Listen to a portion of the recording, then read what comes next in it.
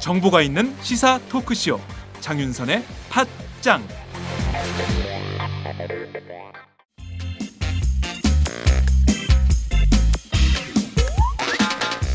매일 정오, 여러분의 점심시간 맛있게 씹어드실 뉴스를 보내드리는 장윤선의 팟짱.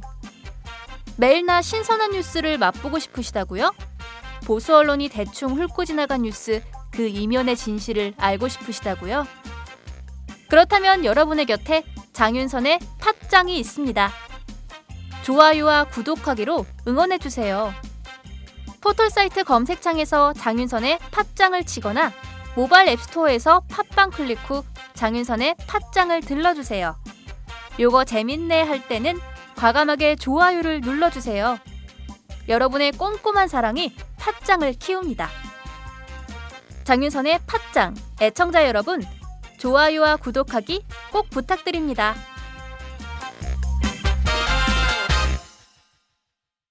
안녕하세요. 장윤선입니다. 오늘은 1월 28일 수요일입니다. 박근혜 대통령의 지지율이 취임 후 처음으로 20%대로 하락했습니다. 여론조사 전문기관인 리얼미터가 지난 26일부터 27일간 이틀 동안 실시한 일간 집계에 따르면 대통령 국정수행 지지도는 29.7%를 나타냈는데요. 일주일 사이 대통령의 지지율이 30%를 넘어서 20%까지 계속 추락하고 있는 양상입니다. 긍정평가뿐만 아니라 부정평가도 62.6%로 최고치를 경신했지만 청와대는 묵묵부답 말이 없습니다. 청와대 민경욱 대변인 오늘 아침 기자들과 만났는데요. 이 자리에서 기자들이 물었습니다. 대통령의 지지율이 급락하고 있는데 관련된 청와대 입장은 무엇이냐라는 질문이었습니다. 이에 대해서 민경욱 대변인은 답변하지 않았습니다. 아니, 논평하지 않겠다라는 것이 답변이었습니다. 정윤회 씨의 국정 개입 의혹 파문으로 시작된 권력 누수 현상이 결국 올해 연말정산 세금 폭탄 그리고 지방재정 손보기까지 이어지면서 그야말로 민심은 싸늘하게 식고 있는 상황입니다. 그럼에도 불구하고 청와대가 그리고 박근혜 대통령이 아무런 근본적인 대책을 내놓지 않는다는 것이 오히려 더 큰 문제가 아닌가 싶습니다. 레임덕 현상은 앞으로 점점 더 노골화될 것입니다. 이대로 3년, 과연 안전한 대한민국이 될 수 있을까요? 정말 걱정이 앞섭니다.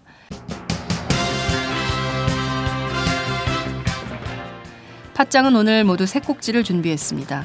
이완구 전 원내대표가 갑작스럽게 총리 지명을 수락하면서 새누리당 원내대표 경선이 후끈 달아오르고 있습니다. 경선 결과 어떻게 될까요? 오마이뉴스 이경태 기자를 연결해서 자세한 분석 들어보도록 하겠습니다. 그리스 총선에서 급진 좌파 연합인 시리자가 압승했습니다. 세계 언론은 이번 시리자의 압승은 지난 40년간 이어진 그리스 중도 좌우파 체제의 균열을 냈다 이렇게 평가를 하고 있는데요. 그리스 총선 결과 의미, 한국에는 어떤 교훈을 주고 있을까요? 장석준 노동당 부대표를 연결해서 세계 진보정당 역사 그리고 한국의 진보정치 현실을 짚어보겠습니다. 육군 현역 여단장이 부하 여군을 성폭행했습니다. 그 혐의로 어제 긴급 체포가 됐는데요. 끊임없이 불거지는 군대 안의 성범죄 사건, 정말 해법은 없을까요? 오늘은 군인권센터 임태훈 소장님을 모시고 자세한 말씀 들어보도록 하겠습니다. 팟짱 시작합니다.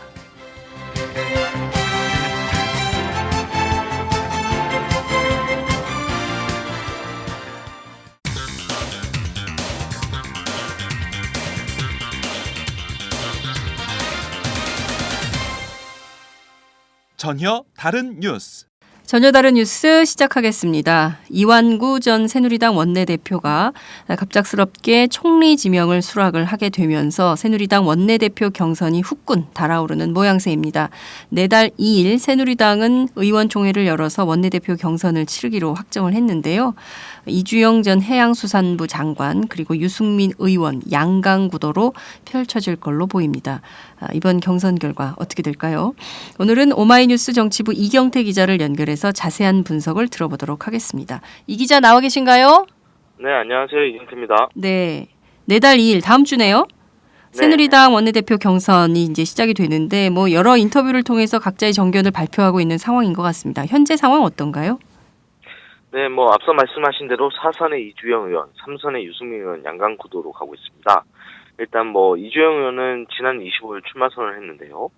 이 의원은 아마 팟짱 애청자들이 세월호 참사 당시 수염을 덥수룩하게 길렀던 모습으로 기억할 것 같습니다. 네. 참사 이후부터 뭐 팽목항을 꾸준히 지켜오면서 대중 정치인으로 거듭났다라는 평가를 받았습니다. 네. 이 박 대통령이 또 그 국민을 위해 봉사하는 공직자의 참된 모습을 보여줬다.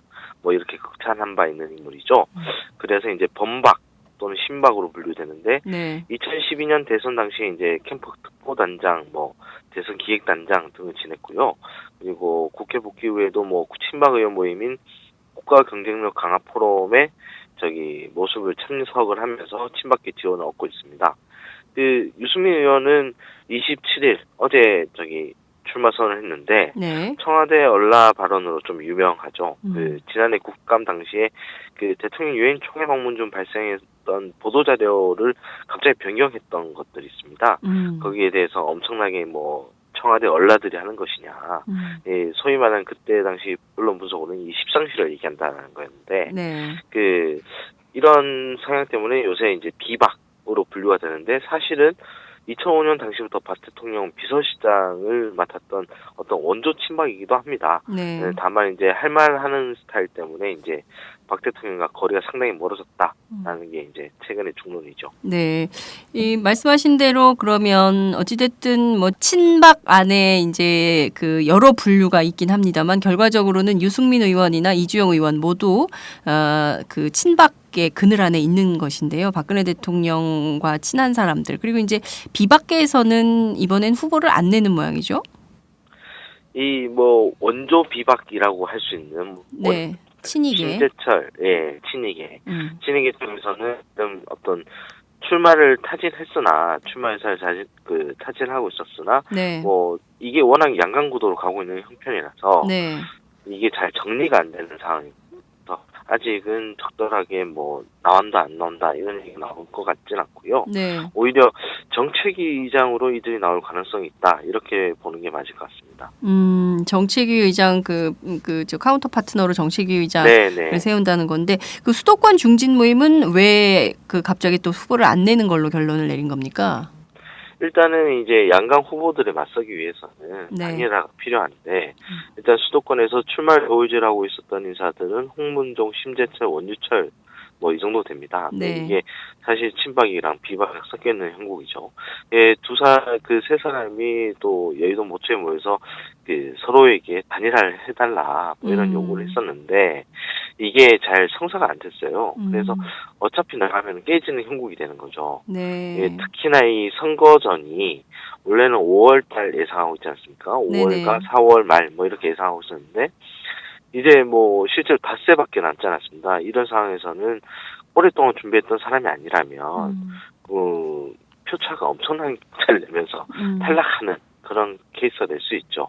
그래서 이런 부분에 있어서 좀 신중 행보를 하는 것 같고 네. 특히나 유승민 의원이나 이주영은 모두가 파트너를 좀 더 수도권에서 찾아서 자신의 약점을 보완하려고 해요. 네. 그러면은 일단 원내대표로 출마하는 사람들을 하려고 했던 사람들을 좀 끌어당기는 그런 작업들도 하고 있습니다. 네. 약간 좀 다들 친박이다 이렇게 이제 평가하는 부분들이 있긴 한데 네네. 이게 공교롭게도 어떻게 보면 이주영 의원은 2007년 대선 경선 때는 친이계로 분류가 됐어요. 네. 그런데도 자기는 당시 경선 관리를 맡았던 중립적 입장이다 얘기를 했지만 네. 이명박 대통령이 전쟁에 그 적과 동료가 어디 따로 있냐 전쟁 끝나고 나면은 모두한테 총을 맞게 된다 뭐 이런 얘기를 할 정도로 이명박 대통령과 좀 가까웠던 인사인데 이게 어떻게 하다 보니까 2012년에는 박근혜 인사로 바꾸는 그리고 유승민은 박근혜 인사긴 한데 친박 주류가 그다지 호의적이지 않은 네. 그런 인상을 하는 거죠. 약간 네. 그 계파가 약간 애매한 게 있긴 합니다. 네, 계파의 스텝이 꼬이긴 했지만 큰 틀에서 보면은 큰 차이는 없는 것 같다라는 생각이 좀 드는데요. 우선 이주영 의원의 경우에는 그 그러니까 2012년 대선 이후로 박근혜 대통령과 접촉을 해왔지만 자신은 단 한 번도 박 대통령이 소통을 안 하는 사람으로 알아본 적이 없다. 소통을 굉장히 적극적으로 하는 사람이다. 소통이 안 된 적이 없었다. 뭐 이런 주장을 해서 논란을 좀 빚은 것 같기도 하고요. 유승민 의원의 경우에는 이제 본인 스스로 친박임을 굉장히 강조하는 것 같습니다. 자신은 대통령이 잘 되라고 쓴소리를 하는 것이지 이게 뭐 박 대통령을 비난하기 위해서 쓴소리를 하는 것이 아니다. 그리고 원내대표가 되면 그 접촉면이 더 넓어지기 때문에 더 적극적으로 이야기를 할 것이다. 뭐 이런 입장도 피력을 하던데요. 그럼에도 불구하고 현재 유승민 의원의 스탠스는 청와대와 박근혜 대통령을 좀 공격하는 공격수 입장이어서 결과적으로는 친박 대 비박의 대결이 아니냐 이렇게 볼 수도 있을 것 같은데요. 그런 관전 포인트에 대해서는 이 기자 어떻게 생각하십니까? 네, 그렇게 봐도 무방할 것 같습니다. 앞서 말씀하신 대로 두 후보 모두 뭐 그렇게 보는 걸 부담스러워하는 눈치긴 합니다. 그렇지만 이제 출마 선언문을 비교해도 좀 차이가 있거든요. 네. 이주영 의원은 불필요한 잡음이 생기지 않도록 하겠다. 나는 소통과 화합의 아이콘이 되겠다. 뭐 이런 식이고 네. 유승민 의원은 당이 정치의 중심에 서야 한다. 그리고 박근혜 대통령의 이견이 성공적이었다고 평가한 사람은 냉정하게 없다. 뭐 이런 얘기를 하거든요. 그러면은 향후 당청 관계에 있어서 이주영 의원은 좀 친박 쪽의 입장에 좀 가 있고 네. 유승민 의원은 비박 쪽의 입장을 취하고 있고 뭐 이렇게 볼 수 있는 거죠. 네. 그러니까 경우에 따라서는 이주영 의원은 청와대 감싸기를 할 가능성이 있고 유승민 의원은 청와대 비판을 보다 더 공세적으로 할 가능성이 있다. 이렇게 볼 수도 있을 것 같은데요. 제일 그 사람들의 관전 포인트는 경선 결과일 것 같습니다. 여의도에서는 좀 어떤 얘기들이 떠돌고 있습니까? 뭐 여의도 정가에서 증명된 게 하나 있다면 기자들이 원내대표 경선을 참 제대로 못 맞춘다는 건데요. 어느 것 하나 못 맞추죠, 기자들이. 네. 그만큼 저희 의원들의 표심을 좀 알기 어렵다는 뜻이긴 해요. 네. 일단은 근데 초박빙 상황 뭐 이렇게 평가됩니다.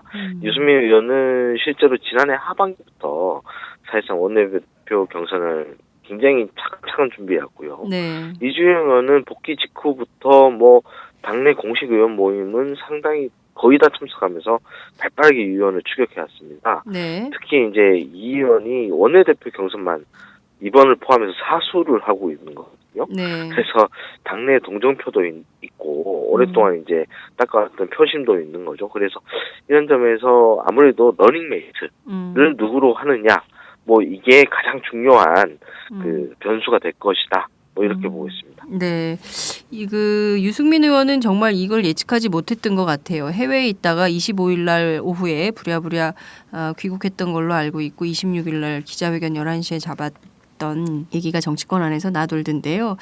무엇보다 말씀하신 대로 지금 그 누구를 정책위 의장 러닝메이트로 세울 것이냐 이게 굉장히 중요한 것 같습니다. 주요 인물로 거론되는 사람들 어떤 사람들이 좀 있습니까? 일단은 그 앞서 말씀드린 홍문종, 원유철, 심재철 뭐 이런 의원들이 있다고 주로 철자 돌림이네요. 네. 여기서 뭐 좀 더 추가하자면 예전에 그 원내수석 부대표를 지냈던 윤상현 의원도 좀 거론되고 있어요. 네, 이게 전반적으로 딱 보시면 알겠지만 인천, 경기, 수도권 중심입니다. 네. 뭐 정두원, 나경원 의원도 거론됐었는데 네. 이게 정책위의장은 수도권으로 가야 된다라는데 어떤 목표가 서 있는 거죠. 네. 왜냐하면은 이주영 의원은 경남 마산 PK 출신이고 네. 유승민 의원은 대구 경북 출신이거든요. 네. 여기다가 지금 김무성 당대표가 부산 출신이기 때문에 그렇습니다. 당 수뇌부 투톱이 전부 다 영남 출신이 된다면 이게 지역 정당의 이미지가 고착화되고 앞으로 총선에서 수도권 표심을 좀 확보하기 어렵다라는 그런 여론이 있어요. 그래서 이런 거를 부실시키기 위해서 수도권 중에서 네. 러닝메이트를 잡으려고 노력 중입니다. 일단은 좀 원유철 의원이 오늘 오후 2시 30분에 네. 기자회견을 할 거예요. 아. 이때 유승민 의원이 참석한다라는 얘기가 있어서 이게 어떻게 보면은 원유철 의원이 유승민 의원 러닝메이트가 될 가능성이 있습니다. 그러면은 그 앞서 분석했던 어떤 비박의 전선이 형성되는 거죠. 네. 네, 그리고 지금 뭐 홍문종 의원은 아직 확인하고 있지 않지만 네. 이주영 의원이 홍문종 의원이랑 손을 잡다는 얘기도 있어요. 아, 그래요? 그래서 이렇게 되면 친박 대 비박 대결이 확실해지고 실제로 아까 말씀드린 윤상현 정책 수석 부대표 같은 경우에도 네. 윤상현 의원도 이주영 의원의 러닝메이트로 거론됐다라는 얘기가 있어서 지금 이 정책위장이 되면서 그 친박 대 비박의 어떤 대결 구도가 더욱 명확해지지 않을까 뭐 이런 생각을 해봅니다. 홍문종 의원은 그분이죠. 아프리카 그 네, 문제 그렇습니다. 일으켰던 그분이죠. 예.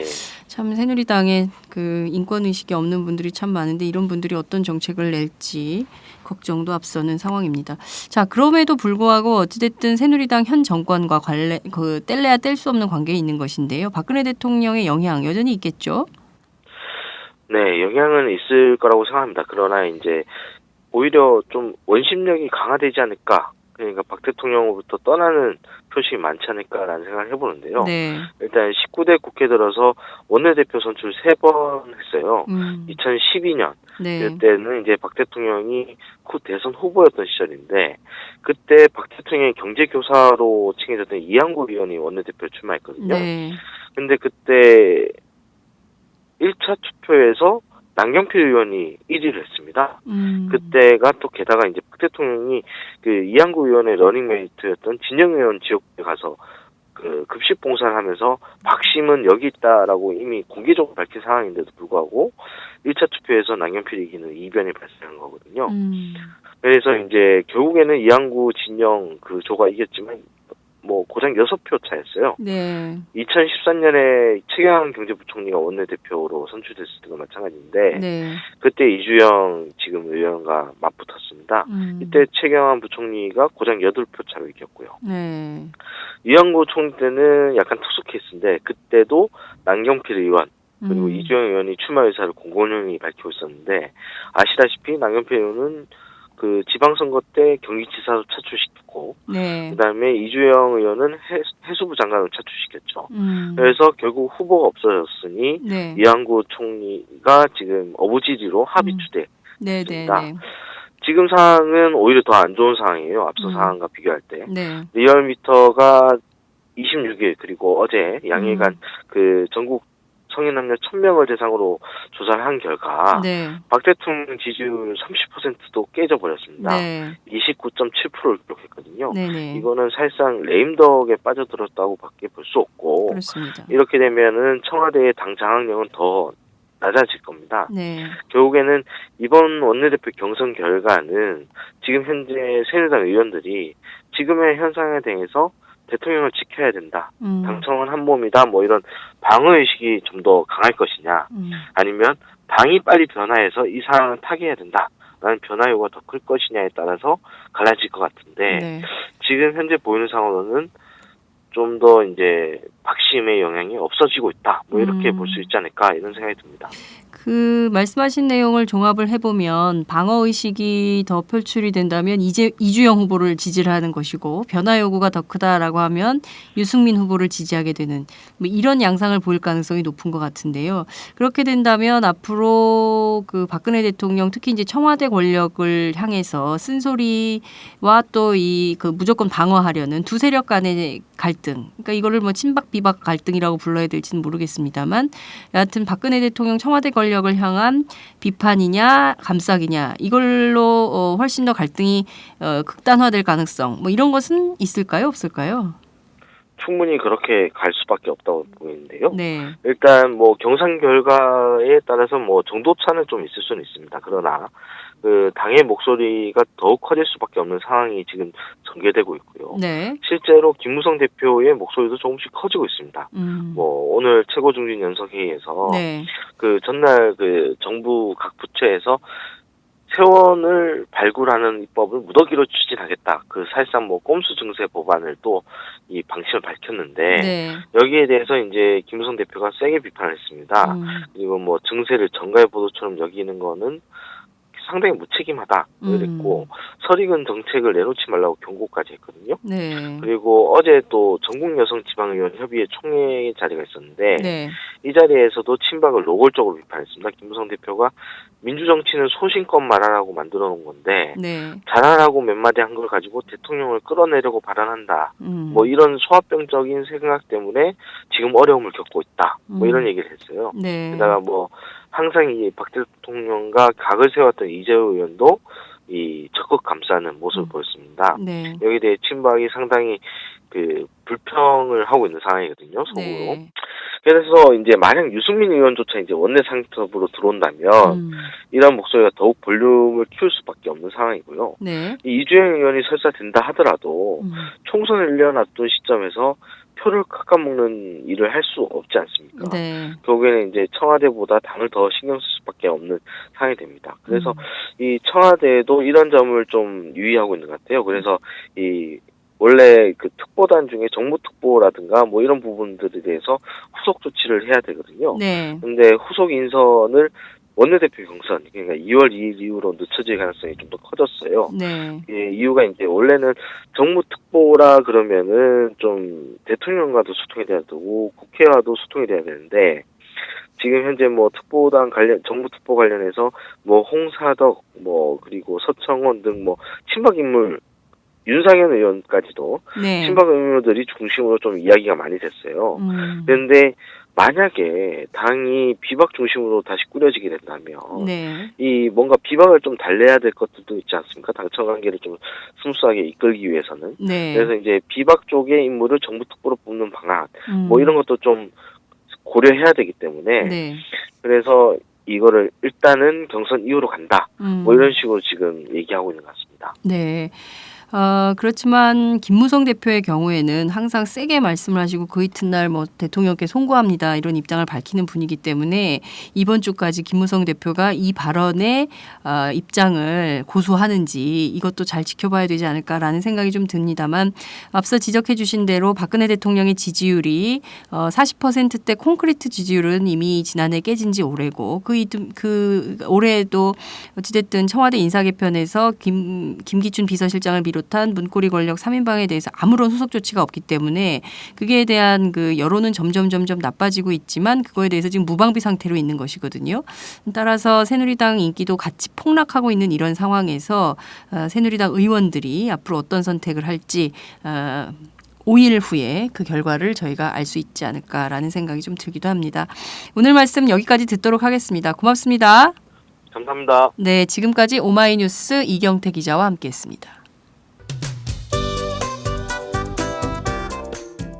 안녕하세요. 장윤선의 팟짱 애청자 여러분. 저는 김병기입니다. 전에는 편집국장이었는데요. 지금은 10만인 클럽 회원이자 본부장 맡고 있습니다. 그런데 10만인 클럽이 뭐지? 이렇게 궁금해하시는 분들 많으실 겁니다. 오마이뉴스에 자발적으로 구독료를 내는 시민들의 모임입니다. 지금 매월 후원해주시는 분이 몇 명이죠? 8,000명이요. 그럼 앞으로 몇 명을 모아야 합니까? 10만 명이요. 참 갈 길이 멉니다. 그런데 조중동 구독자는 많게는 100만. 이래서 진보 언론 살아남을 수 있을까요? 10만인 클럽 후원으로 만들어지는 팟짱 응원하고 싶으시다고요? 지금 전화주세요. 02-733-5505로 전화하셔서 내 손번호 274를 꾹 누르세요. 오마이뉴스 기사의 모든 기사 하단에 동그란 주황색 배너를 누르셔도 됩니다. 여러분들의 참여로 팟짱이 웃음소리 더 커질 수 있습니다. 감사합니다.